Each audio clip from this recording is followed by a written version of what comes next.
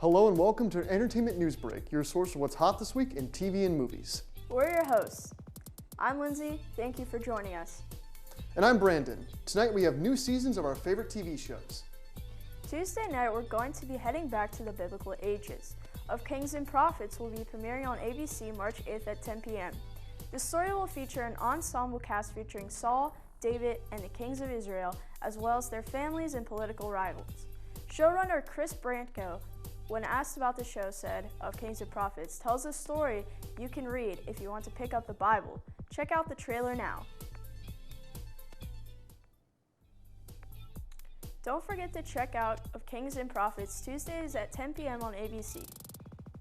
The Netflix original political drama, House of Cards, is set to stream on the service starting Friday, March 4th.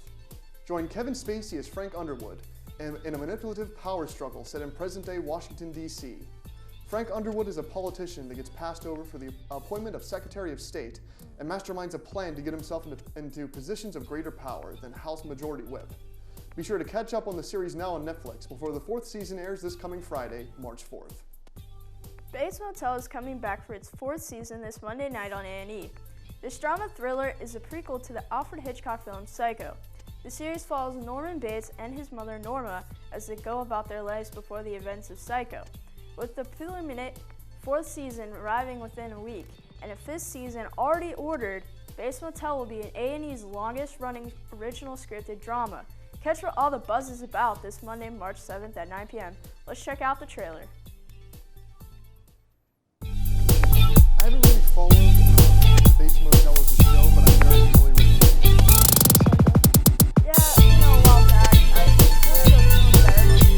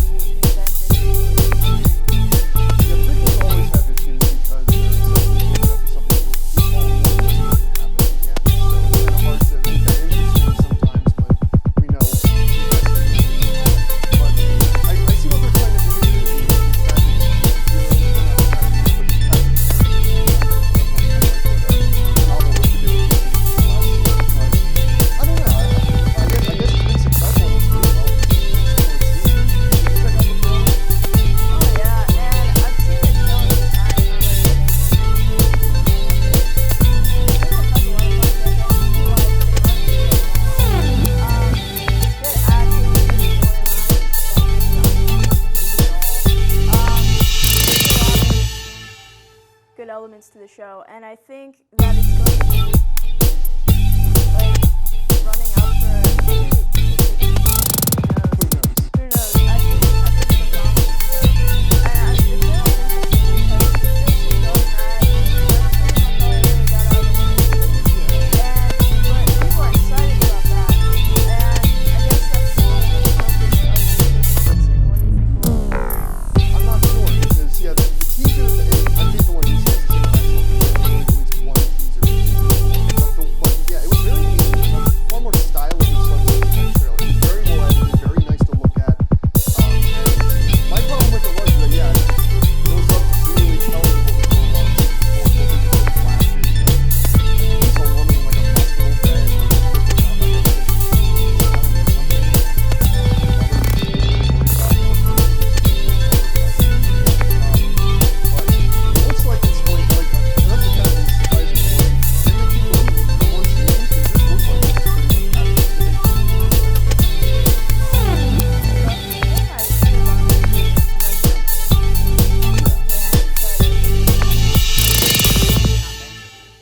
You see that with other shows. Like, I know people complain about the Wire getting that based off the books.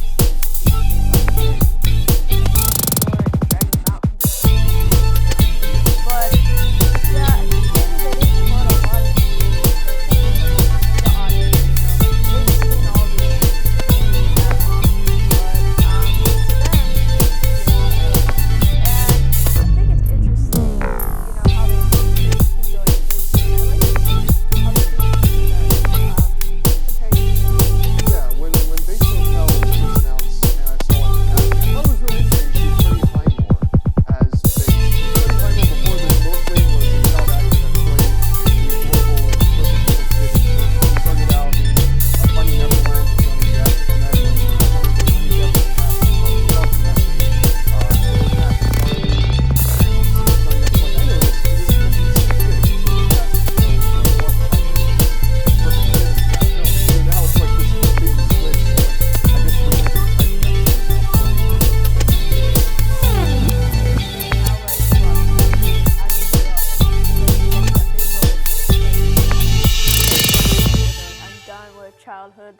roles and don't think adorable. I think he's a well-rounded actor. And I think that's sort of his goal here. I think he's doing a pretty good job. Yeah. And I'm a pretty fan of his work.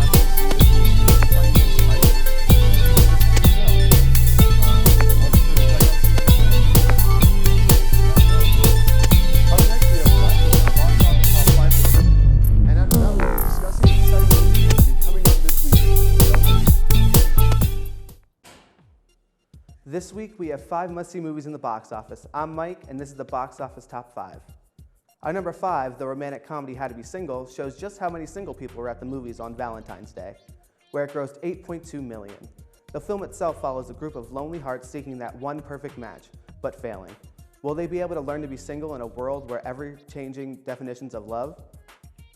Number 4 goes to the surprise horror hit The Witch that made $8.8 million this week. The film is the debut work of director Robert Eggers, who critics feel has a promising future after this. The movie itself is a period piece set in the 1700s, focusing on a family that struggles to stay together while being ripped apart by dark forces and witchcraft. The Bible epic Risen takes number 3 this week with $11.8 million. The film tells the story of the resurrection, but from the perspective of 2 non-believers, Clavius, played by Joseph Fiennes, and Lucius, played by Tom Felton, who are tasked with finding the body of Christ to prevent an uprising in Jerusalem. Our number 2 this week is the family favorite Kung Fu Panda 3, which brought in $12.5 million this week. After the events of Kung Fu Panda 2, Po learns that the pandas are still alive and is forced into the role of their teacher when a new evil arises. With this new responsibility, Po starts a journey of understanding, fellowship, and introspection. Kung Fu Panda 3 is a definitely film that both children and adults can enjoy. However, taking number 1 is a movie strictly for adults, the dark superhero comedy Deadpool, which once again dominated the box office this weekend with $56.4 million. Deadpool is a strange beast, as it makes fun of the cliches of superhero genre, while at the same time being part of the Marvel Universe. Audiences and critics ate it up though, praising Ryan Reynolds' performance and the quality of the film's humor and action. It also has the honor of being the highest grossing opening weekend for an R-rated film in North America. Deadpool is a must-see at your local cinema. I'm Mike, and this has been your box office top 5. See you next week. This week we have some exciting new movies coming in the box office. I'm Lindsay. And I'm Brandon. Zootopia illustrates a mammal metropolis where various animals live and thrive. Nick Wilde, a fugitive con artist fox, and Judy Hopps, a rookie bunny cop, must work together to uncover a mysterious case. Being the first and only rabbit on the police force, Judy is determined to prove herself of her job. The film stars Ginnifer Goodwin and Jason Bateman and will hit theaters on March 4th. Now let's take a look at the trailer for Zootopia. 4, 3, 2. Starring Gerard Butler, Morgan Freeman, and Angela Bassett, Hollywood brings us a new action thriller titled London Has Fallen. As the funeral for the Prime Minister of London concludes, terrorists come in and leave the city in chaos and ruins. Secret Service agent Mike Banning jumps in to bring the American president, Benjamin Asher, to safety. When the president falls into the hands of the sinister organization, it's up to Banning to save him from a horrible fate. Check out it in theaters March 4th. Based on the book The Taliban Shuffle, Strange Days in Afghanistan and Pakistan by Kim Barker, directors Glenn Figuera and John Requa present us with a war story with a comedic spin. Whiskey Tango Foxtrot tells a story about a journalist who recounts her wartime coverage in Afghanistan and Pakistan. Starring Tina Fey and Billy Bob Thornton, check out this new comedy in theaters this Friday. Let's check out the trailer. So Whiskey Tango Foxtrot. Yeah. So you've seen the trailer. Yep. Does it look like an interesting movie to you? Well, obviously the location makes it an interesting film. I have a mixed relationship with Tina Fey, but I think she's a pretty good comedic actor, especially a writer for her work on SNL. And Billy Bob Thornton's always pretty much good whenever he's in. And the humor looks good, and I like some of it does, and I like a lot of the other actors that are in it. I just find some of the casting odd, like having an Afghani man played by Alfred Molina, who is known for being an actor in many American films. But yeah, I like the looks of it, but it's not something that necessarily would see in theaters. Yeah, I understand you there. I think that it looks pretty funny overall. Like, I laughed a few times, but I could see where people would get a little mad and be like, well, that's not really what Afghanistan was like. That's making a comedy out of this is kind of weird. Or maybe like Afghanistan people might find it offensive. I don't know. There's something about it that could cause some controversy. But I think it's an interesting idea to play around with, and I'm curious to see if there's any dramatic spin in it or actual like seriousness to it. But she's a reporter, so I'm interested to see like what her jobs really entail, because it almost seems like she's in the battlefield a lot. Yeah. And I was like wondering why, but it seems funny overall. What are your thoughts? Well, yeah, I think it looks interesting. The writer of the film is, I don't remember the name, but it's someone that worked on Tina Fey's show 30 Rock, so it's probably going to have similar types of humor to that. I haven't seen 30 Rock, so I can't diagnose whether I would like that or not. But yeah, the trailer seemed nice. I kind of liked that joke about, she was talking about how, oh, in New York, I'm a 6 or a 7, but over here, you're considered a 9. And I'm just like, that's kind of, I wouldn't expect that out of a typical movie trailer. Normally they try to play it more safe than jokes like that, but that got me. And some of the jokes I liked. I'm just wondering if they're going to, I don't know, play it too safe with the content and where the film is located. But yeah. Part of me wants them to go all out, kind of make it a little offensive, but part of me is like, I don't know. But I like offensive humor when it's played really well. Yes. But yeah, you were saying about what were you saying? What movie? 30 Rock. Yes. I've seen a few episodes of it. It's not really laugh out loud funny, but it has its moments where it's like a good show, if that makes sense. Yes. But yeah, I have some high hopes for this movie. I might check it out. Maybe not in theaters, but maybe like after it comes out. We'll see. I'll rent it or something. Same. Well, that's all the time we have right now. Check us out next week for more of your favorite movie news. Up next, we have Tiffany with some hot celebrity news coming your way. Don't miss it. Hey guys, this is your host Tiffany with last week's hottest celebrity news. The last season of America's Next Top Model aired its finale on December 4th of last year. Fans were sad to hear that after 22 cycles, the show would finally be over. However, on Tuesday last week, VH1 announced that they will indeed be having a revival of the series. Unfortunately, for this season, Tyra Banks will not be hosting the show. Fans are curious as to who will host the series and whether it will have the same atmosphere as the previous seasons. All we can do right now is wait and see. Last week was the beginning of news memories regarding the Brit Awards. This year, Laura performed an emotional tribute to David Bowie at their awards show. She sang Life on Mars with Bowie's famous backing band. The band also performed Space Oddity, Rebel Rebel, and Under Pressure. The same night, Bowie also was awarded the Brit Icon Award. Also during the Brit Awards last week, Bieber and Adele shared a small smooch before her acceptance speech. After the Oscars, rumors started about Adele's audio difficulties were Bieber's fault. Adele came out and said that her and Bieber have no beef and that the audio was corrupted by a microphone falling in on the piano on stage, causing it to sound like an acoustic guitar. Moving away from the Brit Awards but sticking with celebrity feuds, Elton John recently accused Janet Jackson of lip-syncing. The singer is never one to hold back his thoughts. In an interview, he said, "You know, music magazines saying this is the greatest show, 4.5 stars, it's lip-synced. That's not a show, I'd rather go and see a drag queen." Elton John has also accused Madonna and Billy Joel, his longtime friend, of similar issues. Although he has accused many, he continues to hold strong relationships with them as well. Our last story of the night deals with a recent touchy subject. Last week, Kesha was denied renegotiation of her contract, which would have ended her work with Dr. Luke. Tears fell as she heard the statement. Many fans and friends have come to her support for this difficult chapter in her life. Kesha said in her first tweet since the court date, "I'm so beyond humble and thankful for all the support I've received from everyone. All I ever wanted was to be able to make music without being afraid, scared, or abused." Other singers came to her aid like Lady Gaga, Demi Lovato, and Taylor Swift, who donated $250,000 to Kesha. Thursday last week, Sony finally broke silence on the issue, stating Sony has made it possible for Kesha to record without any connection, involvement, or interaction with Luke whatsoever. But Sony is not in a position to terminate the contractual relationship between Luke and Kesha. Hopefully, justice will serve soon and Kesha can finally record her music once again. Well guys, that's it this week for our celebrity news. Check back in next week for more of the hottest news and gossip. I'm Tiffany. See you then. Hey guys, welcome to E&B News. We have Mike, Lindsay, Tiffany, and I'm your host Classic. And this week we're talking about the court hearing for the story with Kesha. So, what do you guys think? Because I'm very, very angry about it. I think it's a load of crap. I think they should be able to let her out of the contract because that's all she wants. No jail time, no anything.